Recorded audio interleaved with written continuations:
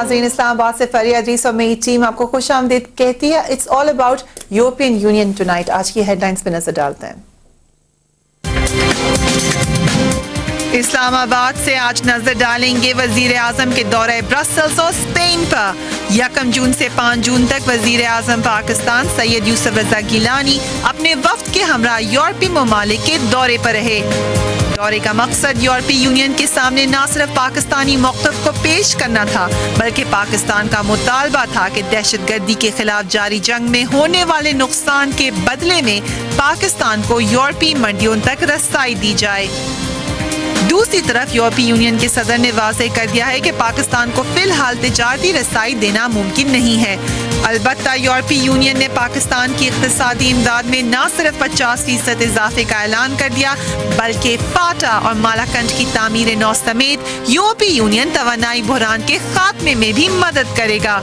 दूसरी तरफ पाकिस्तान के एक मुल्की अखबार की बैरून मुल्क मुकीम नामा निगार ने अपने आर्टिकल में लिखा है कि पाकिस्तानी मीडिया मगरूर है।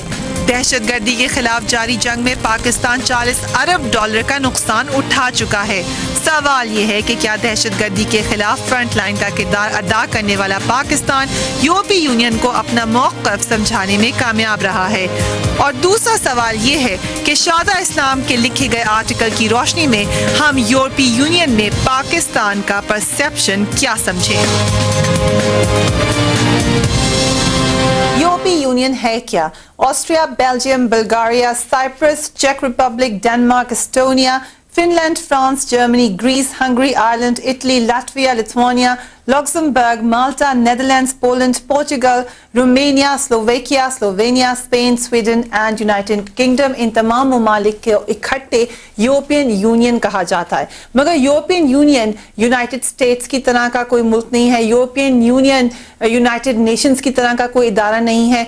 इसके ना ये कोई फेडरेशन है, ये एक इस किस्म का इदारा है जिसमें तमाम ममालिक ये बात जानते हैं कि one for all and all for one में ही उनकी बका है। इसलिए अकेली आवाज उठाने के बजाय यूरोपियन यूनियन ने अब इतने सख्त कवानीन बना लिए हैं जिसके तहत वो अपने तमाम अहम मामला, चाहे साउथ एशिया से उनका लिंक हो, चाहे पाकिस्तान से उनका ताल्लुक हो, चाहे ट्रेड के ताल्लुकात हो, चाहे कश्मीर पर उनकी पॉलिसी हो, इन तमाम मामलात पर वो आपस में अपने मामलात इकट्ठे तय करते हैं, एक कंबाइंड पॉलिसी के तहत चलते हैं।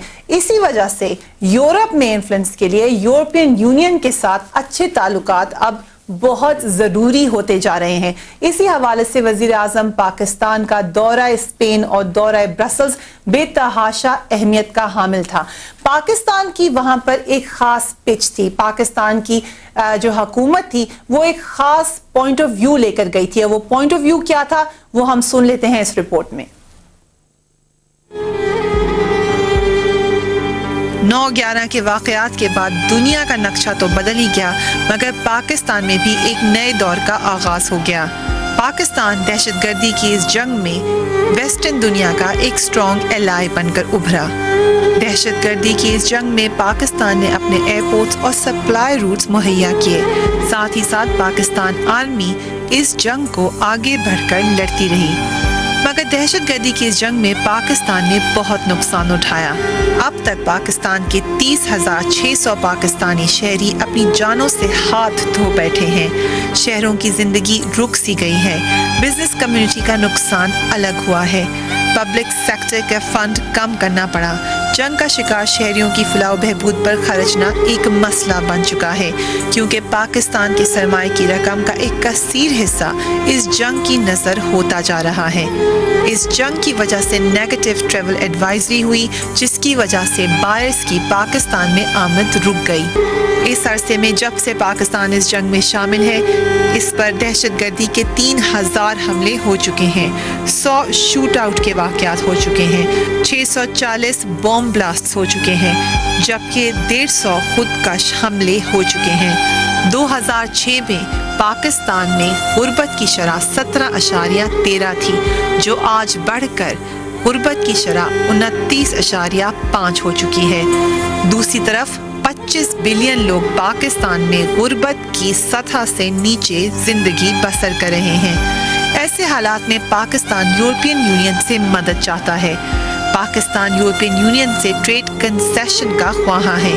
پاکستان کا موقف ہے کہ دہشت گردی کی جنگ صرف بندوق سے ہی نہیں بلکہ اس کے لیے ایک اکنامکلی مضبوط پاکستان کا ہونا ضروری ہے۔ یہ وہ بٹ ہے جو پاکستان نے یورپین یونین کو دی، اس کے بعد کیا ہوا اور نتیجہ کیا نکلا، آج ہم اس پر بات کریں گے۔ میرے ساتھ اس وقت میرے اسٹوڈیو میں موجود ہیں سید اخندزادہ چٹان صاحب، MNA ٹرائبل ایریا، ہمارے یہ اس ٹرپ پر حکومت کے ساتھ موجود تھے۔ انجینئر خرم دستگیر خان صاحب، MNA پاکستان مسلم لیگ نون۔ مختوم امین فہیم صاحب بھی ہم سے کچھ دیر میں شامل گفتگو ہو جائیں گے۔ آپ مجھے بتائیے چٹان صاحب، آپ وہاں پہ شامل تھے، آپ نے تمام چیزوں کو فرسٹ ہینڈ دیکھا، پہلے آپ بتائیے پاکستان کا جو پوائنٹ آف ویو تھا وہ آپ کے علاقے سے خاص تعلق رکھتا ہے، اس کو کتنا سمجھنا چاہیے تھا یورپ کو اور وہ کتنا سمجھ سکے؟ بسم اللہ الرحمن الرحیم، شکریہ کہ آپ نے مجھے موقع دیا۔ جہاں تک ہمارے پاکستان کا تعلق ہے تو پہلے بار ہمارے وزیر خارجہ صاحب نے جس انداز میں یورپی یونین کا جو پریزیڈنٹ تھا اس کو اپنا جو حالات ان کے سامنے رکھ کے تو مجھے بہت خوشی ہوئی۔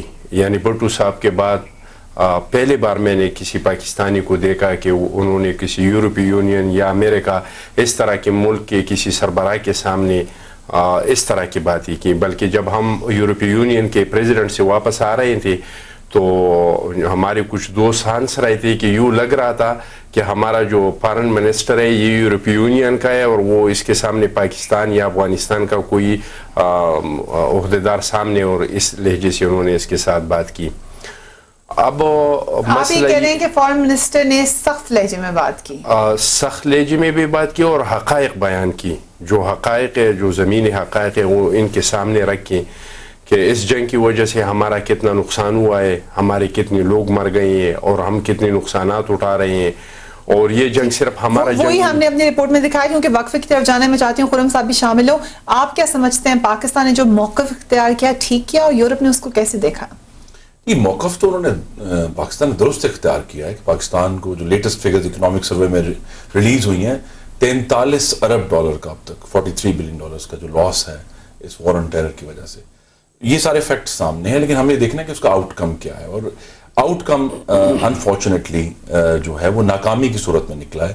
اور ہم یہ دیکھ رہے ہیں بار بار کہ اس حکومت کی نہ صرف اکنامک مس مینجمنٹ بلکہ ڈپلومیسی میں بھی، چاہے وہ ریئل ڈپلومیسی ہو یا ٹور ناکام ہو گیا۔ جی دیکھیں، اس کا جو آسٹینسبل پرپس تھا، اور وہی بات ہے کہ ہم نے بات تو کی وزیر خارجہ نے، لیکن کیا اس ٹرپ کے لیے باقاعدہ مناسب تیاری کی گئی تھی؟